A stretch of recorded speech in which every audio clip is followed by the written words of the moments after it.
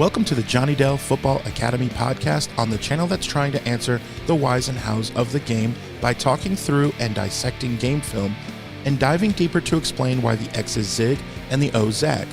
I am Adam Marino, joined by Mr. Johnny Dell, and we are reminding you, as always, the most fun way to watch is on YouTube, where we go live. There you can comment into the live show. Be sure to hit the notification bell and turn on your notifications so you can be a part of the conversation. We also stream live on Facebook and X. Also, the audio versions are always found on Spotify, Apple, wherever you get your podcasts. Now, if you are live with us in the chat, it's probably because you are subscribed, you've hit the notification bell, and turned those notifications on. So, when sharing with your friends, be sure to let them know. We also love to hear from you outside of our live show. Email us at jonnydelsfootballacademy@gmail.com, and you can always check out the website jfa49.com, as it is the most fun way to support the channel. Also, the way we boost the chat and boost the algorithm is to type out hashtag JD49. Hashtag JD49. Johnny is ready to go. He has his Jurassic Park coffee tumbler. I like to call it a tumbler. I like it. So I'm excited. We do this now. It's a Johnny Dell tradition, if you will. And I'm excited for a mock draft. Lots of exciting players. So exciting that Johnny has taken the liberty to do one already and not tell anybody. And I want to know already what the results were. So lay it on me. Well, so Adam, I asked him, I said, "Hey, Adam, can you guess who I drafted first?" And he said, No. Too many. Yeah. And I said, guessing. "Okay, well, do you want to guess who I drafted in the second round?" And he said, No. "No, too many." No. So yeah, I did a mock draft quickly this morning, went through it, and I will say the 49ers should just hire me now because this is a franchise-changing draft.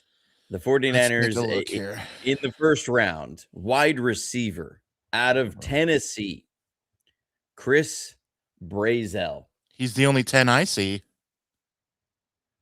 Seriously? We're starting out the show with that. I call them I see them. Chris Brazel, this is a player that I think, I've talked about a number of the big-bodied wide receivers, prototype X receivers in this draft. We looked at Denzel Boston. I've talked about Jacoby Lane and Malachi Fields. This is another one of those guys. He is 6'4" and about 200 pounds. He's a big-time kid. That's originally from Texas, but played at Tennessee and is just another guy that you can have out there that can bring your future X receiver there. I think he's a good route runner. He's rather polished coming out for being a junior, and is just a physical specimen. He's fast. He's big. Able to do everything. I mean, he's what you would love as an understudy to Mike Evans. So as I went through the mock draft, what I don't know if this is going to happen, but I also wouldn't be surprised. There was a run on wide receivers early, and so it ended up happening that way. But I stuck to my guns in that there were some guys that were there, some good edge players in the first round, but I stuck to my guns of what I think the 49ers will do, and I think they're going to stick with wide receivers. So I got Chris Brazel Jr., or the second, out of Tennessee. And then in the second round came in and picked up a guard that I really love. We're going to dive into his film at the end of the week.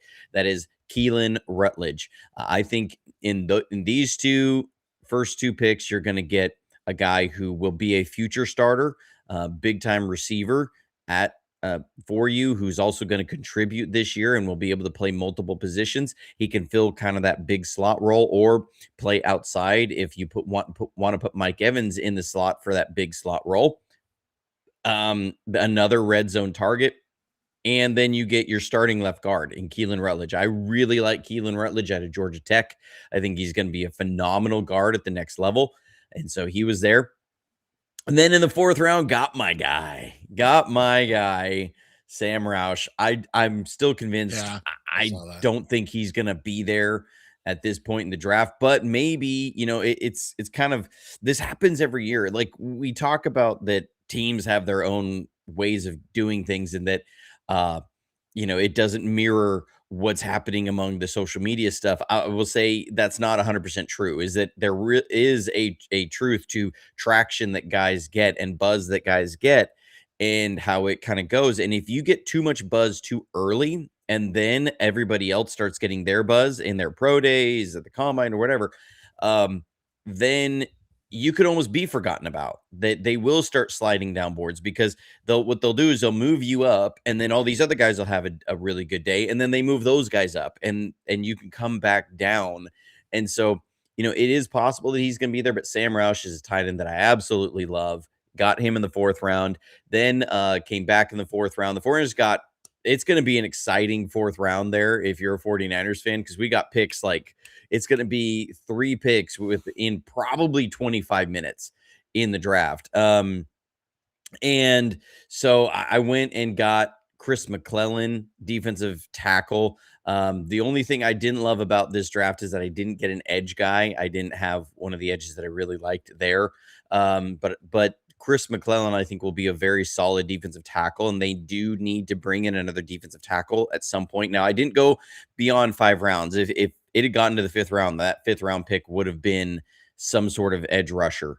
But got him. And then immediately after that, I knew I was going to go back to back.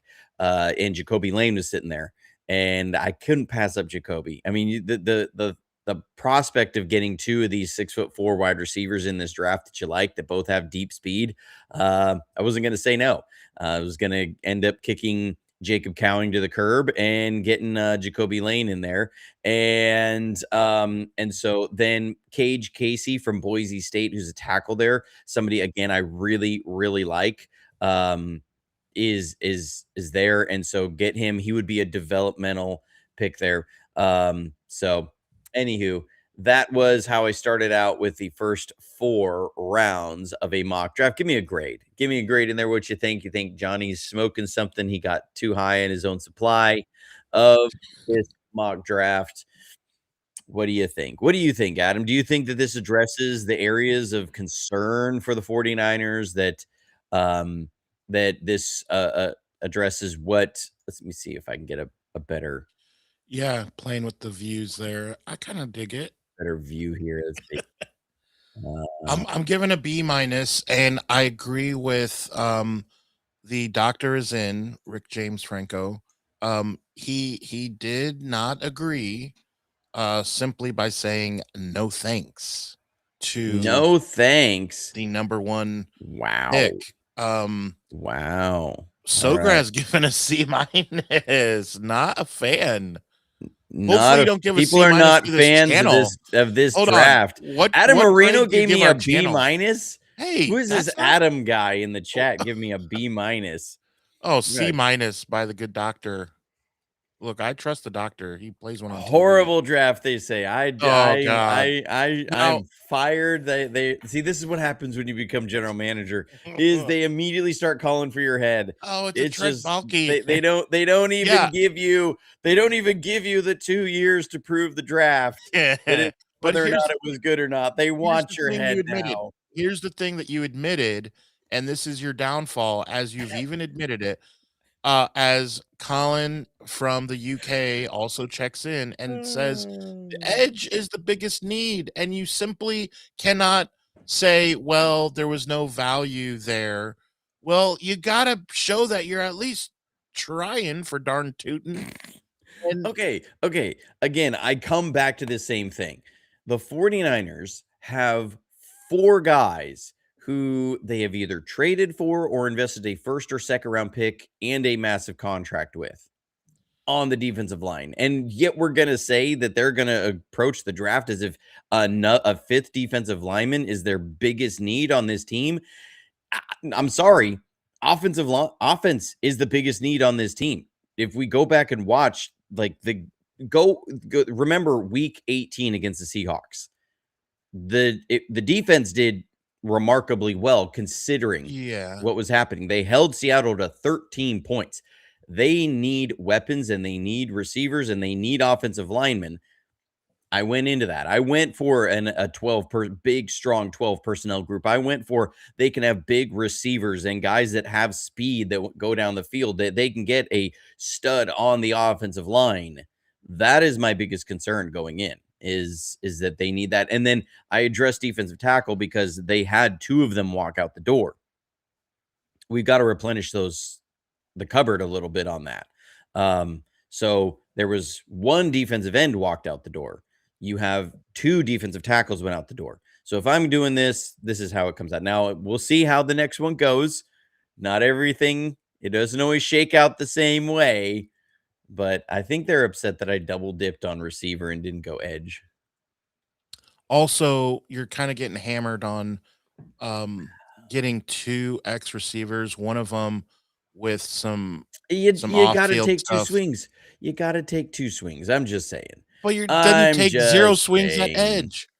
2 Okay. swings at 1 and Okay, 0 fine. swings. Okay. I mean, okay. hey, don't ask, don't ask, don't tell. Look, I don't know. this is why it wasn't the official first mock draft.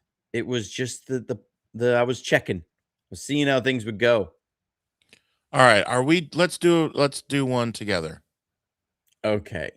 We're going to call this 1.1 because this is the true first. Yeah. It's going to say mock 1.1. We're going with mulligan. we need a mulligan. All right. We're just going to do a 4-round mock.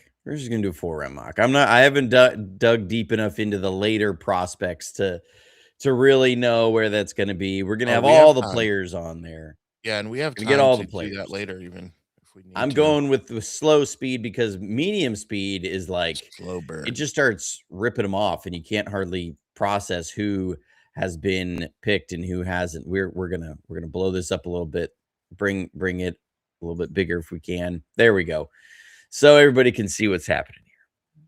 Are you ready for this, Adam? Are we ready? Do we feel like we have our draft board set and that we're ready to man this, the most stressful weekend of a GM's life? Man. All right, let's go. That's why I shave my head. All right. Fernando Mendoza went first. No surprise there. Hear my love to Tennessee. Sonny Styles early. David Bailey's off the board. See, this is even slow. No, I like it. Off the board. Omar Cooper on to the Rams. You got to be kidding me. Oh gosh, after Puka was checked into rehab. Sadiq went to the Panthers.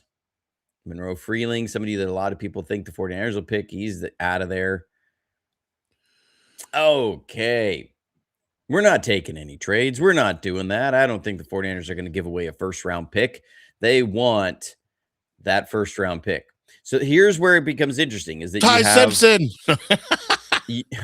You have guys that that people really want to the 49ers. Keldrick Falk is somebody that a lot of people want the 49ers to get. As people said, edge is a need. There we go. Caleb Lamu, left tackle from Utah, is somebody that people have mocked to the 49ers as the heir apparent, the next left tackle behind Trent Williams. I will that they say, well, he can play guard and he can play left tackle until Trent.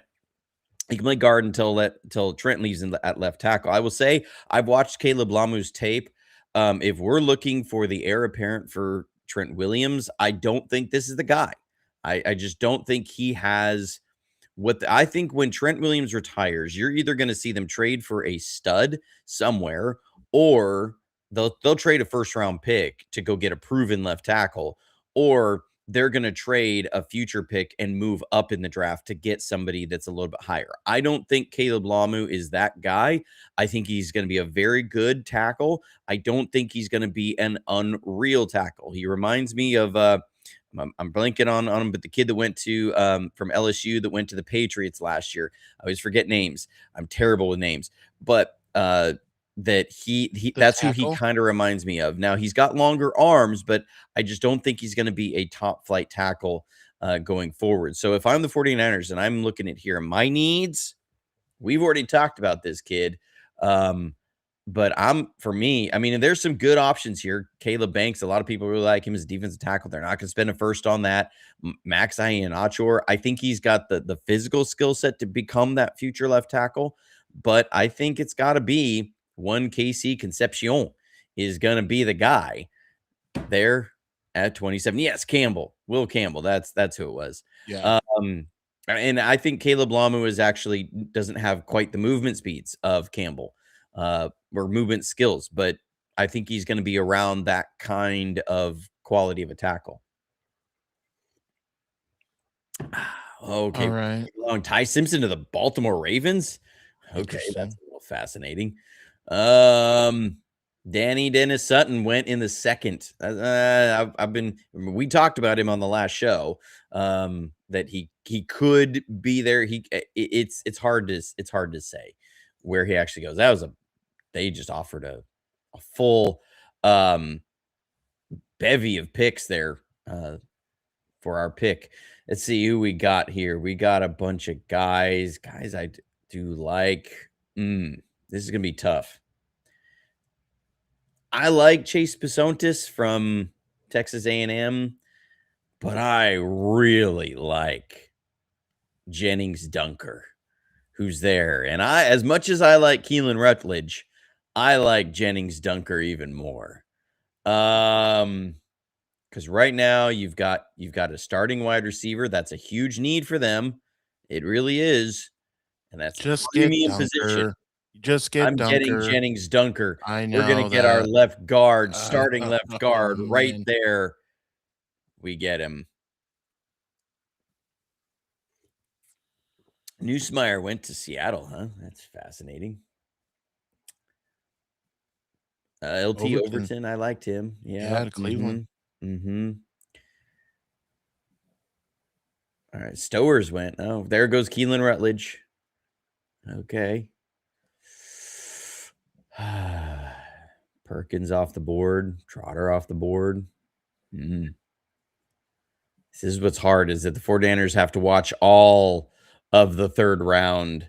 Bell went off the board. He's a receiver I do like. But, Bryce Betcher went in the third round. He's somebody we talked about. So, yeah. Ted Hurst, somebody I do like. Don't love him as a first or second. Jacoby Lane's off the board, so I can't pick him, y'all. I gotta go edge. Gotta go there now. I think here we're gonna be targeting edge when this comes around. So it's kind of seeing who's getting picked, who's not. Trey Lance's brother was off the board. Josh Cameron from Baylor, I really like him. I think he's going to be a strong receiver. It's going to be able to do a lot of good things after the catch. I like Muhammad as a corner from Texas. He went. Okay, so now to satisfy everything, we've got to take an edge here. Yeah. All right. So this is playing out very much how my show the other day did play out. Now, two of the guys that I talked about as potential sleepers are gone. That would be Max Llewellyn and Danny Dennis Sutton. So two of the guys left are there. And so it becomes, do you go with production but smaller school and smaller size, or little less production and huge physical upside here? I like Tyreek Sapp, but he just doesn't fit like a speed rusher for me. I think he's going to be a good defensive end, but he doesn't fit like just the pure speed rusher kind of guy. He seems a little heavy for me, heavy in the feet. So Sapp's off the board. So for me, it comes down to Nadame Tucker from Western Michigan or Vincent Anthony from Duke. And we talked about both these guys on Friday. And so this is tough. Tucker. They're saying the chat's going with Tucker. But I don't bow to the whims of the chat. But I'm going to take Okay. Ndame Tucker because I really like this kid. Just the way he plays, that you can see the heart on the field, the effort, everything about him. And I will say, and I'm really bummed because Jake Slaughter just went off the board, that that it was CG Ruthless. If you ever follow his channel, he had Ndame on for an interview. Go watch that. I think that's a good interview. It's there. Go check him out. You can find out a little bit more about this kid, Ndame Tucker. I think he got in touch with him through his mom. So, all right. So now we're back on the board. We've addressed edge, we've addressed guard, we've addressed wide receiver. So now we're going after my guy Sam, because Sam's there. And just like I did with Dominic Puni a couple years ago, I am going after these guys when I see them there, because I cannot, in good faith, pass them up. I should pick Carson Beck as a quarterback there. I mean, again, we can address backup tackle, but I don't think they're going to do it. I think it comes back down to Chris McClellan is there, and you need to address defensive tackle. They had guys walk out the door, so that's there. I do like Everett from Georgia. I also like Will Lee the third, because I'm thinking defensive back here, and I'm kind of stuck between Everett and Willie. Now I'm going with Everett. So that becomes our mock draft. 1.1 Cayman's Island. The running back will be addressed later. We're going to get that. We would come back to that in the 6th round. I think I agree with Mock Draft Database. This is a solid draft. We got an A, B plus, B, A plus, A plus. Man, come on, A plus. I think this is a solid A minus draft. We're gonna go ahead and bring this in here. What would you give this mock draft? Is this better for everybody in the chat? I think the 49ers get this draft. The 49ers should just hire me now as their draft consultant. We are changing the landscape of the 49ers for the future. We are getting them addressing needs now, also setting them up for strong players in the future. We have 4 guys out of that list that are going to come in and they're going to play significant playing time this year, have a big time role. You bring dynamic speed, playmaking ability at wide receiver with Kevin Concepcion. You're bringing a nasty vibe offensive lineman to come in and play left guard for you, and Jennings Dunker. You're getting speed off the edge, and Ndame Tucker. You're getting a big body bruiser blocking tight end that can also go make catches down the field and punish tacklers in Sam Roush. You get a big 310-pound defensive tackle out of Missouri, Chris McClellan, who's got 34-inch arms, everybody. That's the one thing I forgot to mention about him earlier, that I haven't talked about him a lot going on, but this is a guy that makes sense for their defensive line. 34-inch arms. They love long arms from their defensive tackles, so they go get a big, bruising, long arm defensive tackle to play as a rotational piece, and then they get more competition on the outside for corner, Dalen Everett. I think that's a money draft. I think it's a B to B plus. I could be. You're saying that because you don't know who McClellan is. I'm just saying. But I could be talking into a B plus. He's going to be a good defensive tackle going forward. Again, he's got the physical measurables that they like. He's got the nastiness that they like from the defensive tackle position. I can't type and talk at the same time, but here he is. He's 6'4", 313 pounds, 11-inch hands, big, massive paws that he's got.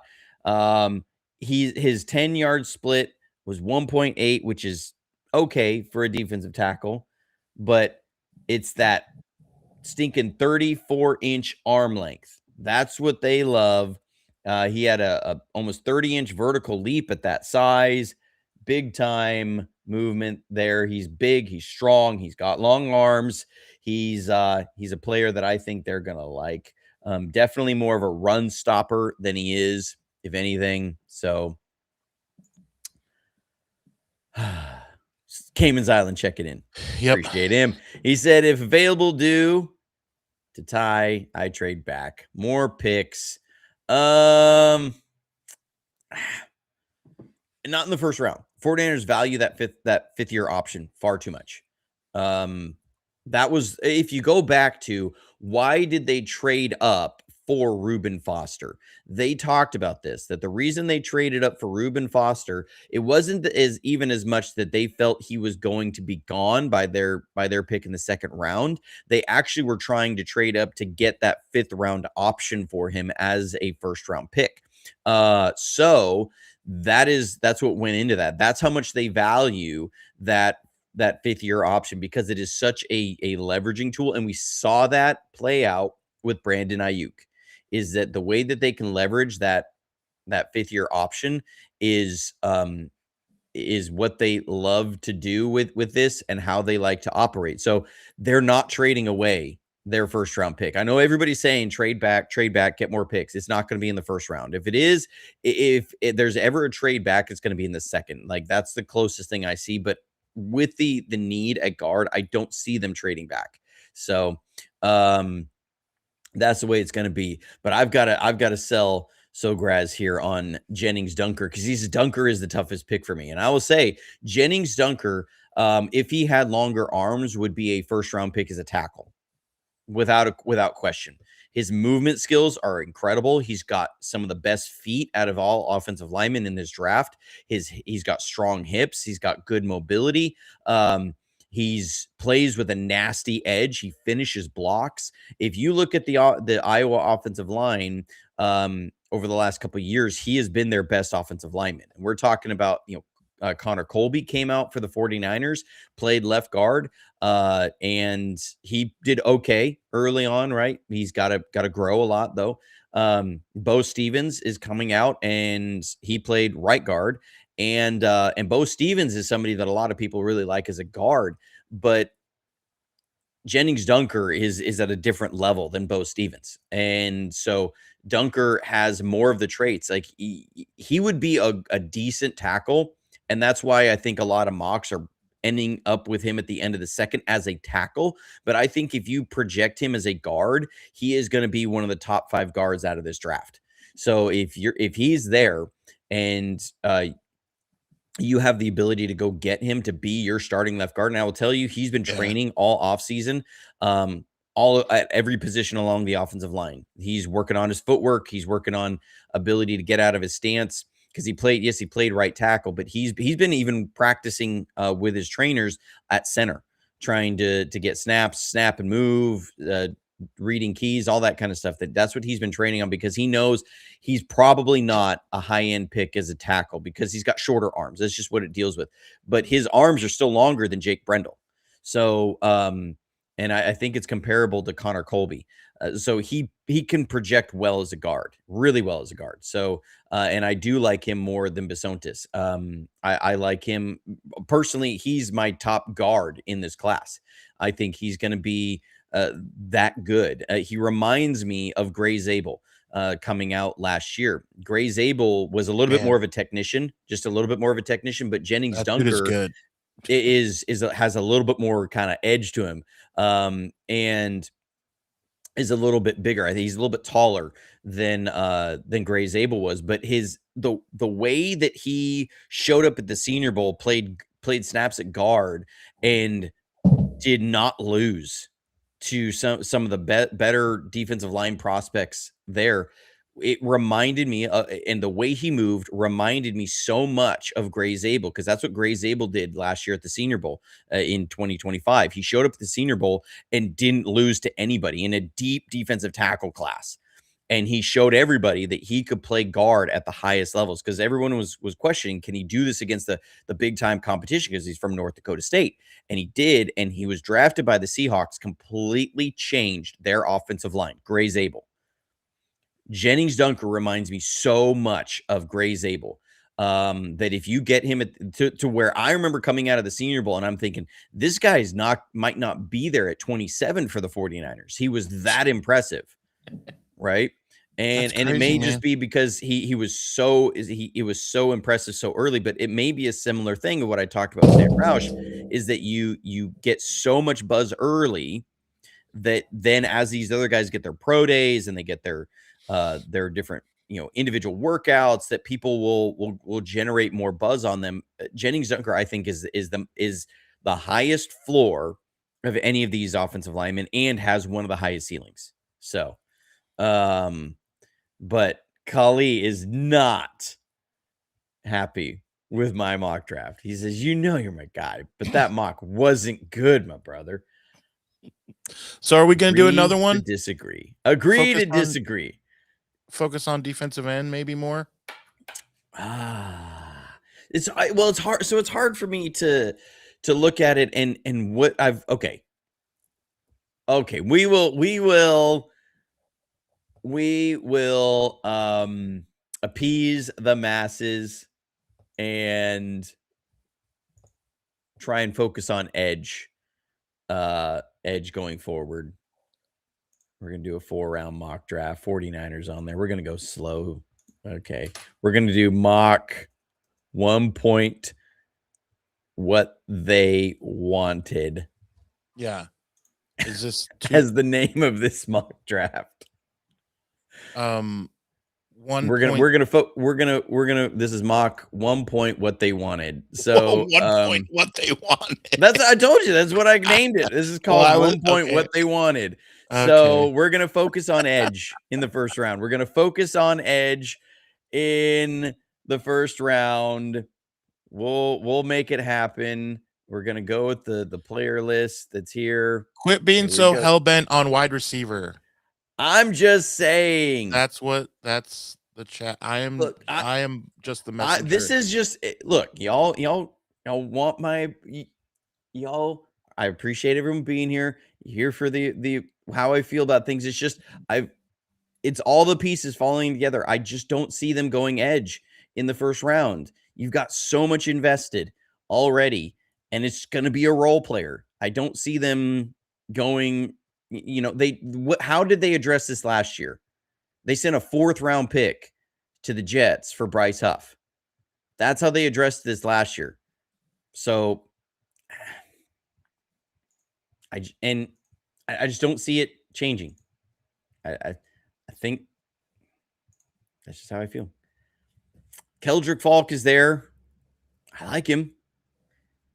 Cassius Howell is there, though, and that dude is fast off the edge. I know a lot of people really like Malachi Lawrence, too, from Central Florida. I'm going to go with Cassius Howell.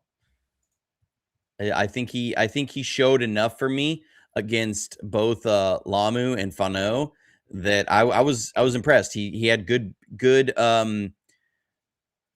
bend around with both those guys. He beat both of them. Got hit the corner and bent around. So I'll take him. Zion Young has the off field, so I can't take him at 27. And, maybe if we had been able to keep a 3rd-round pick and Zion Young was still there, or if you get wide receiver in the 1st round, a 2nd-round pick, maybe Zion Young, but I just don't think the 49ers have Zion Young in their top 70 because of the off field. After 70, if he was there, they would consider him. I do think that. I just don't think that they would consider him in the 1st round because of the way it comes out. So, let's see. All right, got to get back in here. Adam sent me a message, but Okay, we got to get back. We got to get back on target here. Back on target. Stay on target. If you know, you know. We're going to see who's here. I know a lot of people really like the Stowers tight end kid to the 49ers. I don't think he's good enough blocker. Ooh, Jennings is there and Keelan Rutledge is there. But I know people don't want Bisontis is there. I know people don't want me. We've already gone over the Rutledge and Dunker. So you know what I'm going to do? I'm going to throw a curveball at everybody. You want to see defense? We're going to go with Lee Hunter from Texas Tech. We're going to get Lee Hunter, defensive tackle, because this kid showed up at the Senior Bowl and he dominated nearly everybody on that offensive line, was an absolute dynamo at defensive tackle. The 49ers, they're going to go back-to-back second-round picks. I'm just throwing at that for everybody because y'all said that we had to go. Best player available. They're saying best player available and edge players and all that. Dunker isn't going to be there in the fourth. What are we doing here?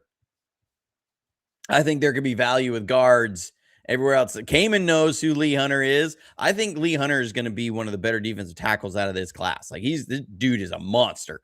So y'all forced me into it, just doing best player available, not what I think the 49ers will do addressing needs. The 49ers don't go best player available. They go needs. They draft for needs, especially in the first 3 rounds. That's just who they are, and love it or hate it, that's the way that they approach it. But we're going how everybody else wanted. Leon, he's like, remember, you all asked for this. Yep, because this is real life, everybody. This is exactly how this changes how the draft is actually going to go. Yeah, we're coming down to where the 49ers are going to pick, seeing who's getting taken. Pounds is off the board. I liked Pounds. All right. We're not taking any trades. You know what we're going to do? I'm sorry, Sam.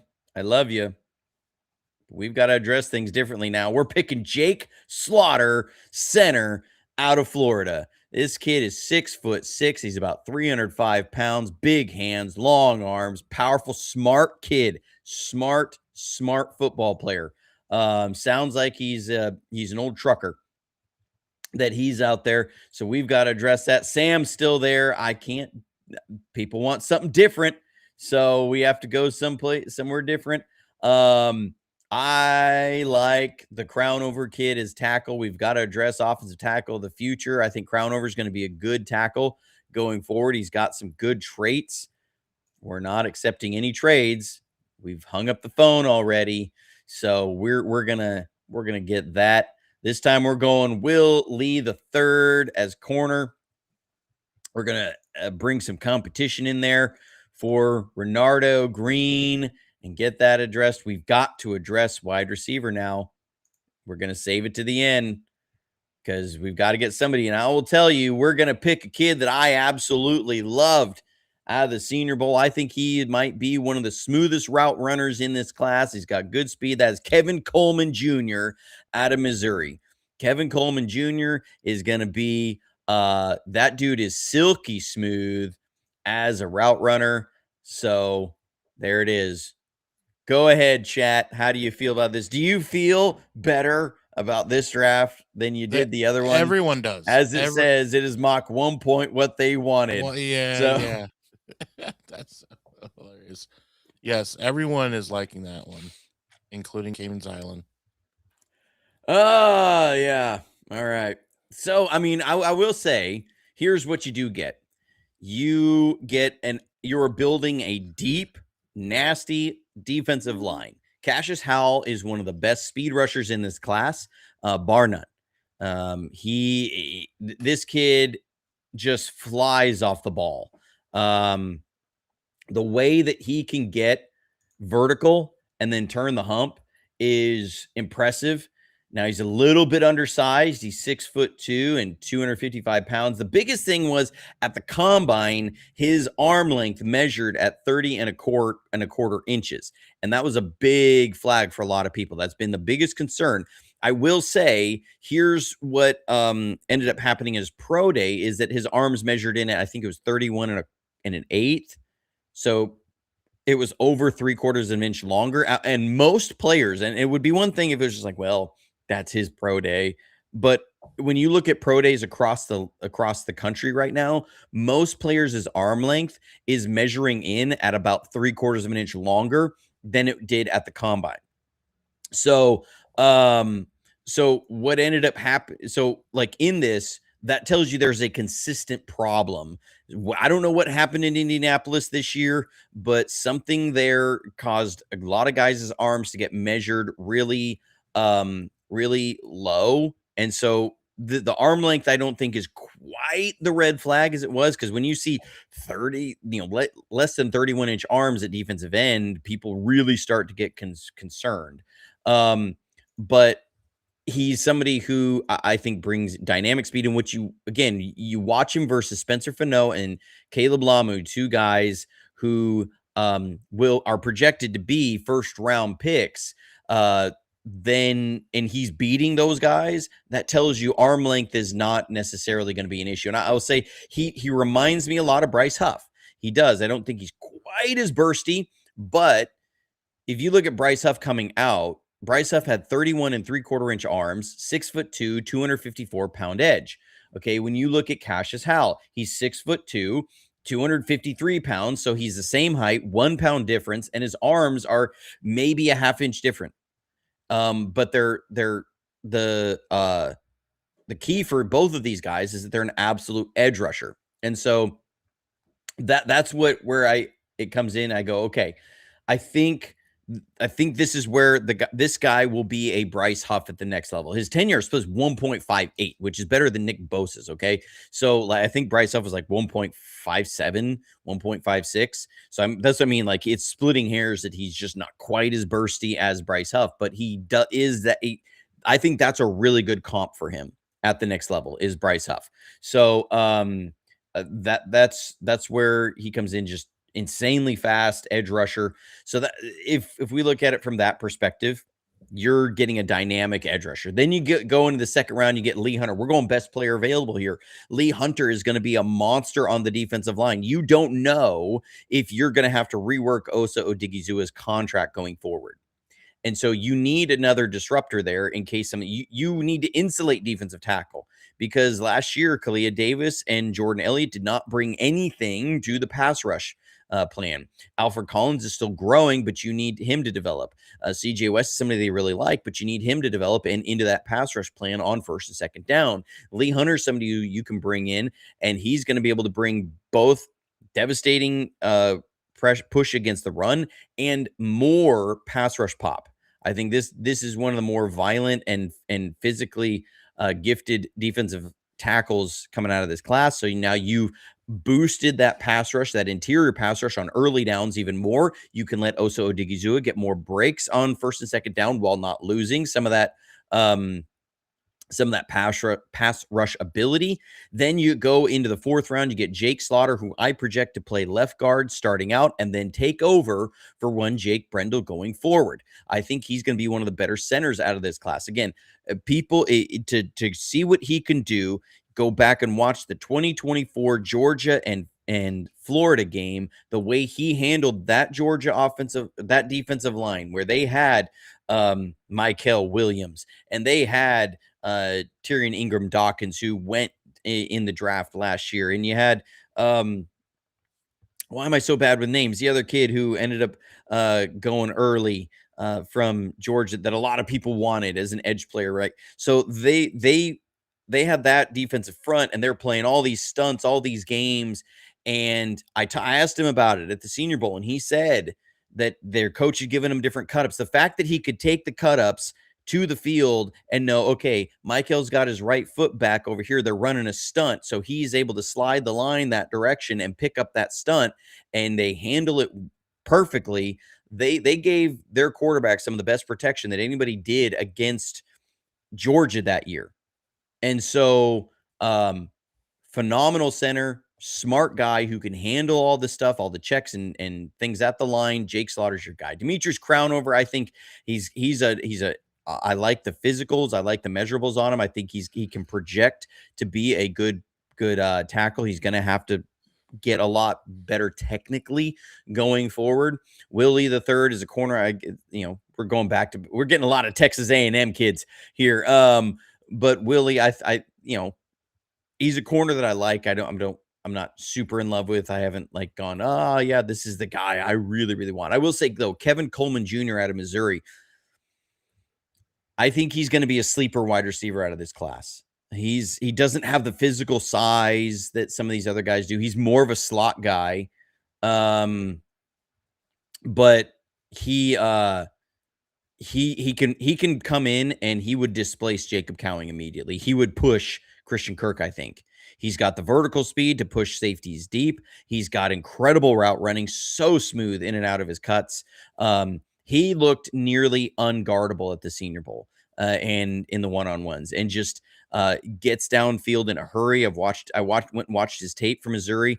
The kid just is so smooth in and out of the breaks. Now he's not the physical specimen that like Casey Concepcion is, but the way he moves is very similar. He's just a smaller frame, and he just doesn't lose speed in and out of his breaks. And I think he would be a dynamic wide receiver to add to the fold. So I will defend all my mock drafts and all my picks. Yes, what they wanted.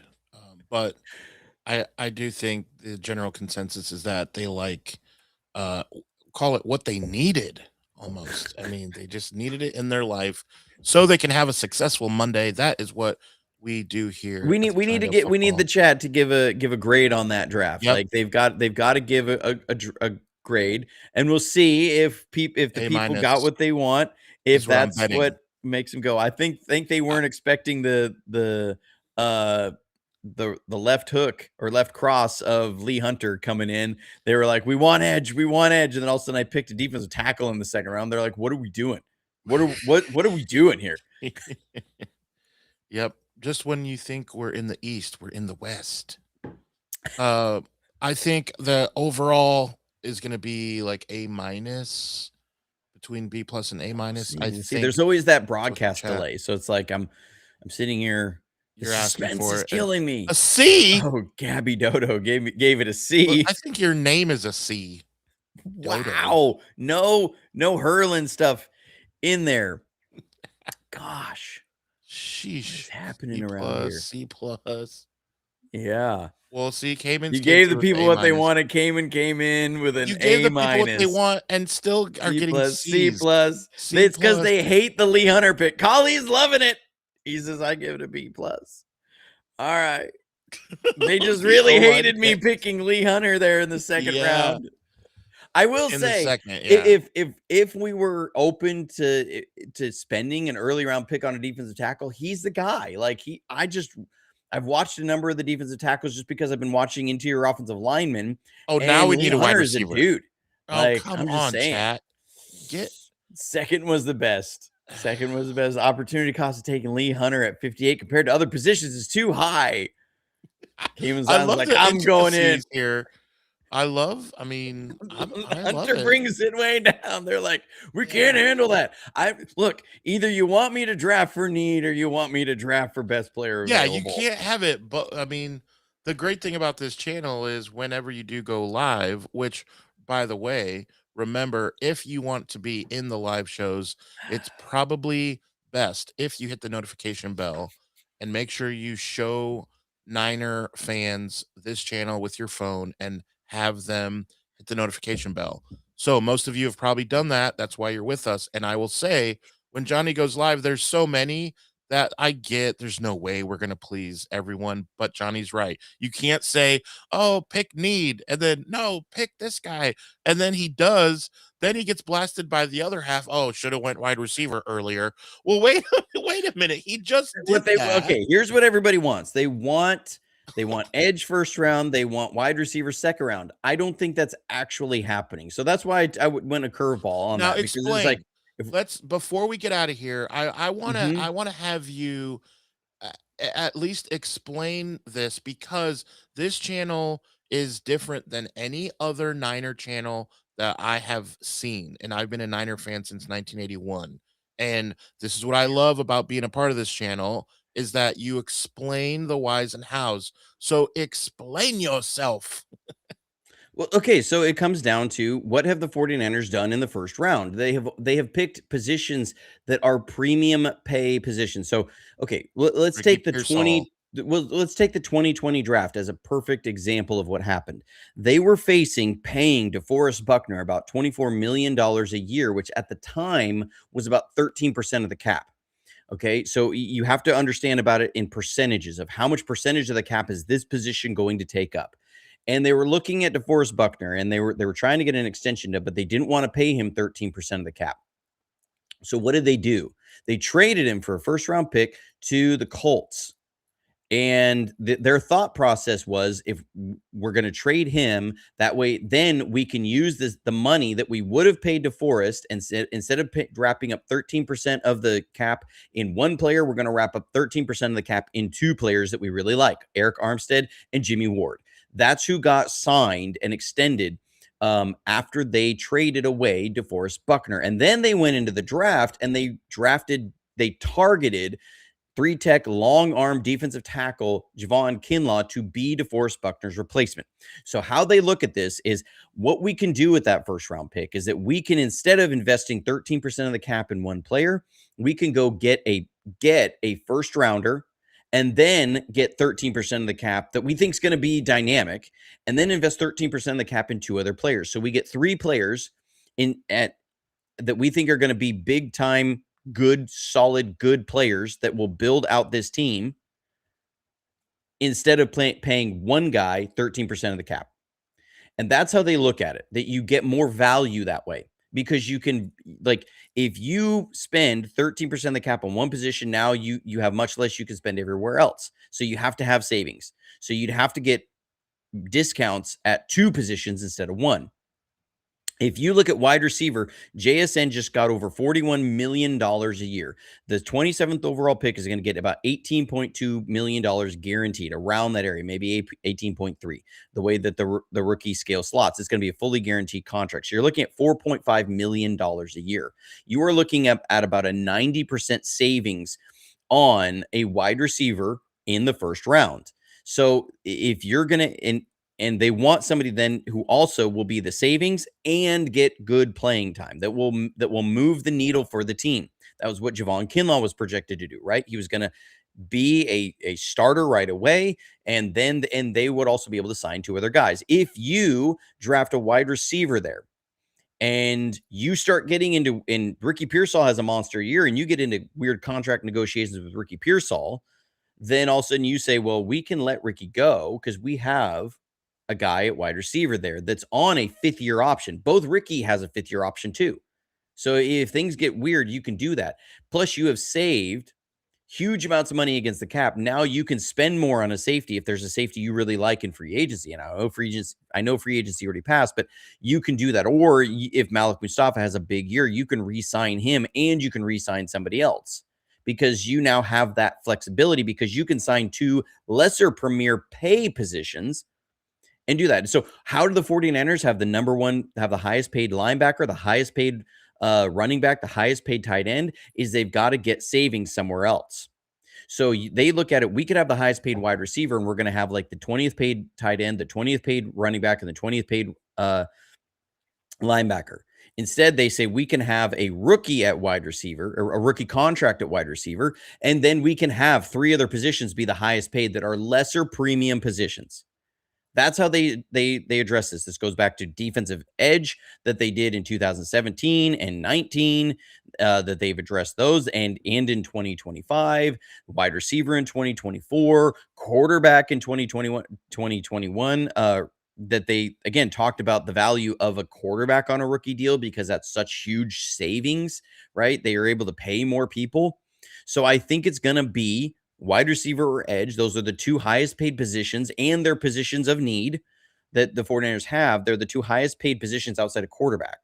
And so I'm looking at it and saying, well, what it comes down to is wide receiver moves the needle for the team more than edge does, because of the front four that they have right now of Bosa, Michael, Osa, and Alfred Collins. And so he's going to be a role player. So if you're going to get biggest needle moving, and what did you need versus the Seahawks more than anything? A dynamic wide receiver. Yes, I understand they signed Christian Kirk. I understand they signed Mike Evans. You still need more depth behind that. Demarcus Robinson, if you sign a wide receiver now, I think Demarcus Robinson goes on the trading block. So somebody else, you might get a 7th rounder for him. You might get a 6th rounder. So I think that they're going to do that going forward. That wide receiver makes the most sense. They need a starting guard. They don't value guard as the premium pay position. Like if you look at Tyler Linderbaum just broke the center market, right? Huge boost in the center market. He's still being paid like $14 million a year less than Jackson Smith and Jigba. So you prorate or you multiply that over 4 years, you're talking about $56 million against the cap that you save by getting a wide receiver versus getting the best offensive lineman and the highest paid offensive lineman contract. So first rounder doesn't fit there. You're going to go into the second round. You're going to address offensive guard. So that's why I went with this in the second draft. Casey Concepcion is there. I get him. Jennings Dunker in the second. I get him because you need a starting guard. And they've shown that they've been willing to address starting guard when they've needed it with a second round pick, Aaron Banks, right? They let Laken Tomlinson go and they went and drafted Aaron Banks in the second round. So this is how I'm approaching this, not just on here's who I think is the best player there or who will fit the 49ers the best is in even scheme wise. I look at all of it. Who's going to fit in scheme, who's going to be the best player there, and then who fits their draft strategy. I've tried to reverse engineer their draft strategy, and that's why I went around through the second round pick the way I did. And there's going to be role players at speed for edge that can be there in the 4th round with Ndamukong Tucker. I think he's a good speed guy. He's not Cassius Howell. I'm not saying he's Cassius Howell. I think he's a really a good speed edge guy that will bring in incredible value by getting in the 4th round there that you now were able to use the first 2 the way you did. So that's why I went about the second round the way I did and why I think this is what they're going to do. I'm trying to get into the mind of John Lynch and Kyle Shanahan. And so this is how the kind of history of their draft of what they do. They tend to try and draft high floor guys. They like long arms on the defensive line. They like money savings at premium pay positions in the first round. They really value that 5th year option. So they don't trade back in the first round. They don't give up first round picks for anything. And then they're willing to address interior offensive line. They're willing to address it early, but then they also will try and usually get value later if the other things take precedence. And so now the wild card in all of this is that what we don't know is the character side, the player interview side. That does mean a lot to them as far as guys have got to have good character. So, and what they like out of their interviews with them. That's something that, we don't know everything about. We don't know how these guys do in their interviews and what they value in those interviews and how that goes. So there it is. Yep. Makes sense. And I think some of the disagreement was not with the mindset as Dr. Rick James Franco pointed out. He was just tweaking on wrong player and Chris Brazel. The problem with so I just showed that draft. I didn't show what had happened before that.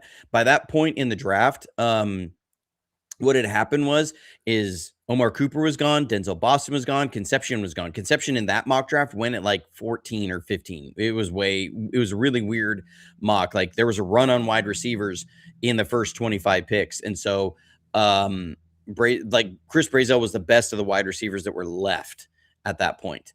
That's why he ended up in that first mock draft. But the second one I think is much more accurate to what will happen is that one of those 3 between Denzel Boston, Omar Cooper, and Casey Concepcion are going to be there. And that's why they brought all 3 of them in for a top 30 visit. Yeah. All right. Tell us what is next on the docket if we are able to go Friday. Yeah, so if we're able to go Friday, well, we're going to dive into these offensive linemen, like guys like Jake Slaughter, Keelan Rutledge, Jennings Dunker. We're going to get into their Besantis. We're going to get into their film and see, because I really do think it's like I've laid out. I think second round is going to be where they target a guard, and it's going to be one of those guys, more of the three. I think Jake Sauter might be there in the fourth round just because for different reasons. But I would love to get Jake Slaughter in the fourth round, but I think it's going to be one of Keelan Rutledge, uh, Jennings Dunker, Bisontis. I think one of those three guys is going to be there in the second, and I think they're all worth a second round pick.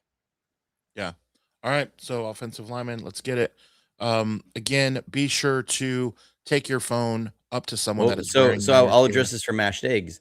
Oh yeah. So this is this. So and I understand that. Like I understand that there isn't as much of a separation between guys like Bell, Bernard, and Brazel. Like you could go into the second round to get that, but it comes around to what position do you want that fifth year option? And they have never been shy of drafting a guy early um for what they want because they want that fifth year option. Ricky Pearsall. Okay. Everything we understood, they had him as like the 40th guy on as far as the big board. But they were dealing with that contentious contractual negotiation with Brandon Ayuk. They knew that this meant either BA or Debo was going to be gone after that year. So they had to get a wide receiver, and they wanted a wide receiver on a fifth year option. So they, in what many people's minds, reached on Ricky because to get that wide receiver on a fifth year option. So that's why I think they'll go with that. And yes, there may be something better there in the first round for tackle or guard. But I don't think they're going to spend a first round on guard. It's just, again, it comes down to that fifth year option and what that allows you to do to save against the cap. It just makes more sense to me. Because also that fifth year option not only is the negotiating tool, it helps in your proration. If you accept that fifth year option and you give a guy an extension in the fourth year, you get like an extra few years of prorating that signing bonus and guaranteed monies over that length of the contract. So it's a huge value add for a team when you look at roster construction. So yes, there may not be that much of a separation, but for them, I think they're going to pick a receiver in the first round. They won't spend a first round pick on a guard. It's just the cap savings aren't there. And so that, again, I like I'm making the argument from what the 49ers do. This isn't necessarily what Johnny Dell would do. I'm there and I'm like, I would invest a first round pick on a guard because you need the best offensive line you can. And and guards are going to be expensive. So you get an offensive lineman, no matter if they're the best guy. I don't care if it's a center or a guard and that's not paid as high. You still go get the best player you can there.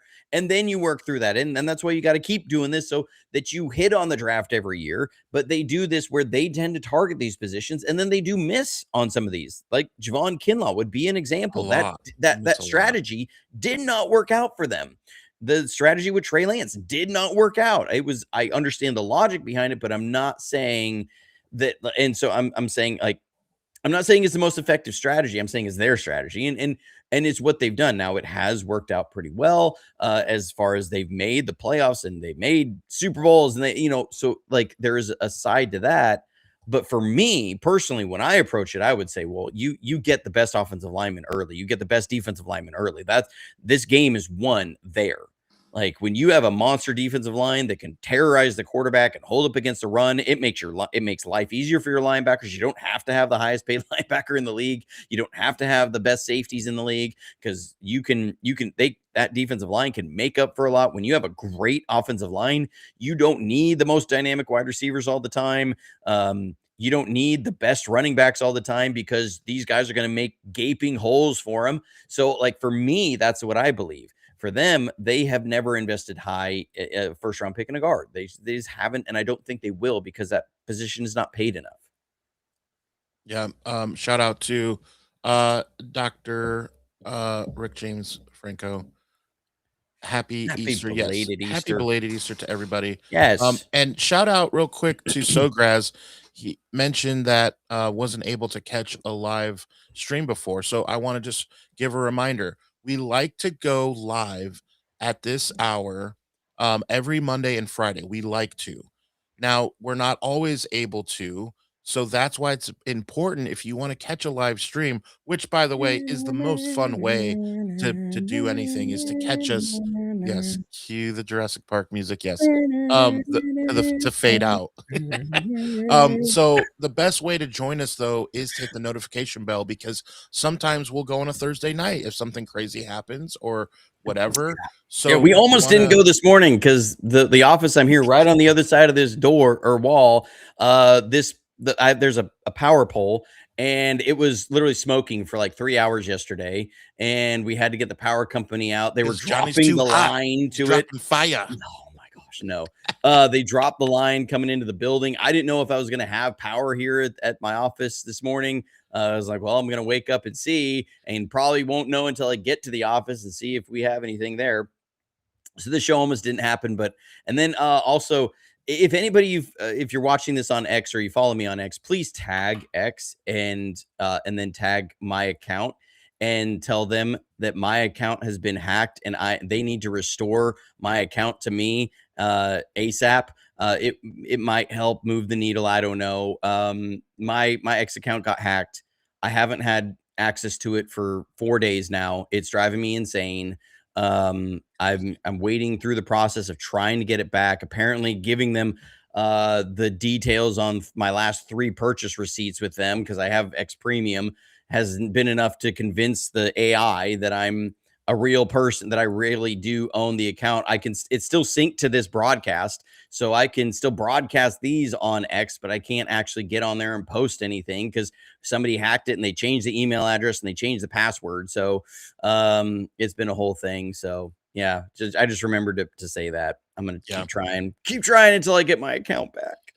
Yeah, we're all sad for you in the meantime. Speaking of the meantime, in the meantime and in between time, be sure to stay safe, stay healthy, and as always, go Niners.